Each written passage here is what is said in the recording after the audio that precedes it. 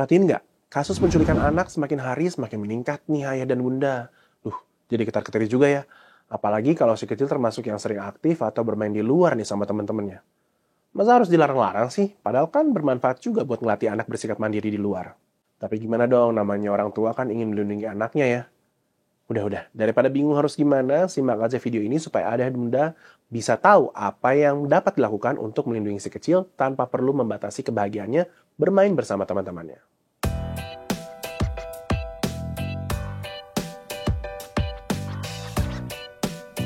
Halo, saya Dr. Abi dari Halo Dokter. Mengetahui informasi tadi, wajar kalau ayah dan bunda mungkin bersikap sedikit lebih hati-hati dan protektif sama anak. Tapi ketahuilah bahwa yang perlu dilakukan adalah bukan mengurung si kecil, melainkan memberikan pembekalan serta pembelajaran mengenai cara melindungi dan menjaga dirinya, terutama saat dia tidak bersama ayah maupun bundanya. Nah, gimana tuh caranya?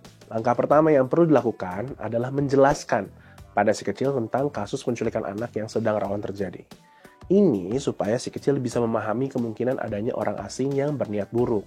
Si kecil pun jadi lebih paham bun tentang pentingnya bersikap waspada. Dalam menyampaikan hal tersebut, tentunya jangan gunakan pendekatan yang menakut-nakuti ya.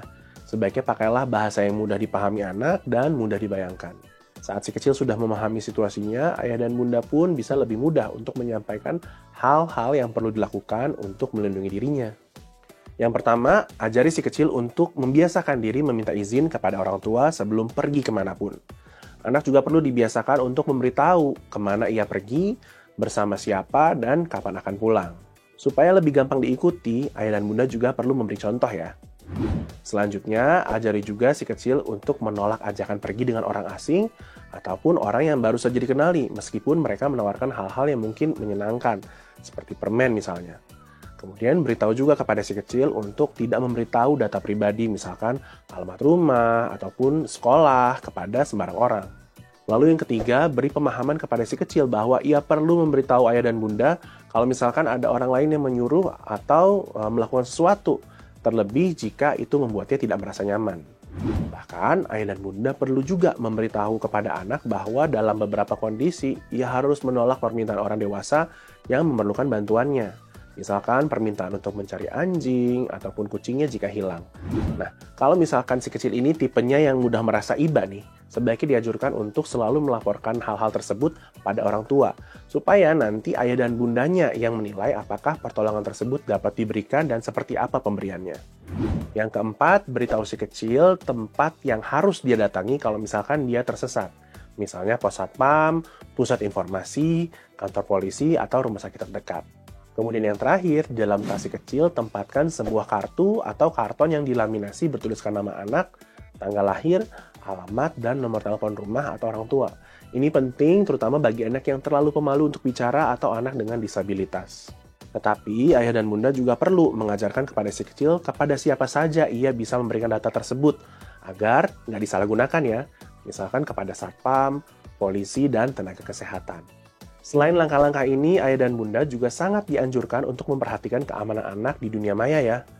Mengunggah foto dan cerita tentang si kecil di dunia maya seperti media sosial mungkin memang terasa menyenangkan. Tapi jangan lupa bahwa predator anak juga menggunakan internet untuk mengintai korban loh. Lalu kalau si kecil sudah bisa mengakses media sosial, ayah dan bunda perlu terus mengingatkan dia supaya nggak membeberkan informasi pribadi di sana. Juga untuk nggak memakai fitur lokasi saat mengunggah status ataupun foto. Tapi memang sebaiknya semua hal-hal tersebut dipantau oleh orang tuanya atau dibatasi penggunaannya. Nah, ini juga berlaku buat ayah dan bunda ya, sebaiknya hindari membagikan informasi yang terlalu detail di media sosial seperti lokasi sekolah anak. Kemudian sebaiknya hindari juga tuh memakaikan si kecil kaos dengan namanya yang terpampang di sana, karena ini akan memudahkan orang untuk memanggil namanya. Nah, kalau sampai seperti itu, anak akan cenderung lebih mudah percaya kepada orang dewasa yang tahu dan bisa menyebut nama mereka dengan jelas. Tips tambahan, ayah dan bunda juga dianjurkan untuk tidak memakaikan perhiasan yang mencuri perhatian kepada si kecil, karena takutnya hal ini justru memancing para kriminal yang ada di sekitar lokasi anak ataupun para predator. Oh ya, kalau ayah dan bunda memanfaatkan jasa pengasuh dan pengantar jemput, penting untuk mengenali betul latar belakang mereka ya. Karena bukan nggak mungkin penculik itu bekerja sama dengan pengasuh dan juga pengemudi. Berbagai tips yang tadi baru saja saya sebutkan mungkin dapat memberi kesan berlebihan, tapi sebenarnya nggak juga kok. Ya, dilakukan pada porsinya aja sesuai dengan kondisi ayah dan bunda serta lingkungan si kecil berada. Dan yang penting, dengan mengetahui informasi tersebut, jika suatu saat keluarga dihadapkan dengan keadaan itu, ayah, bunda beserta si kecil sudah siap untuk menghadapinya. Oke? Semoga ayah dan bunda bisa menerapkannya dengan baik tanpa perlu membatasi si kecil mengeksplorasi lingkungan sekitarnya terlalu jauh. Karena memang baik juga untuk tumbuh kembangnya. Kalau ayah dan bunda masih perlu tips-tips lainnya, bisa juga nih berkonsultasi lebih lanjut dengan dokter ataupun psikolog anak di aplikasi Halo Dokter ya. Di aplikasi ini responsnya cepat, jawabannya juga udah pasti akurat, dan bisa diharapkan untuk mengurangi kecemasan ayah dan bunda juga nih karena bisa mendapatkan informasi yang tepat. Nanti kalau dari hasil konsultasinya ternyata dibutuhkan konsultasi secara langsung atau tatap muka nih, bisa juga ayah dan bunda langsung buat janji konsultasi di fasilitas kesehatan terdekat lewat aplikasi ini juga. Jadi nggak perlu capek-capek antri untuk daftar doang. Nah, buat nyobain layanan ini, ayah dan bunda bisa download aplikasi Halo Dokter di Google Play maupun App Store setelah video ini selesai. Oke deh, kalau misalkan ayah dan bunda punya saran mengenai topik kesehatan menarik lainnya, langsung aja tuliskan di kolom komentar di bawah ya. Dan jangan lupa untuk berikan dukungan ayah dan bunda lewat tombol like dan subscribe juga, supaya selalu up to date sama berbagai informasi kesehatan dari channel ini. Oke? Salam sehat untuk si kecil di rumah dan hidup sehat bersama Halo Dokter.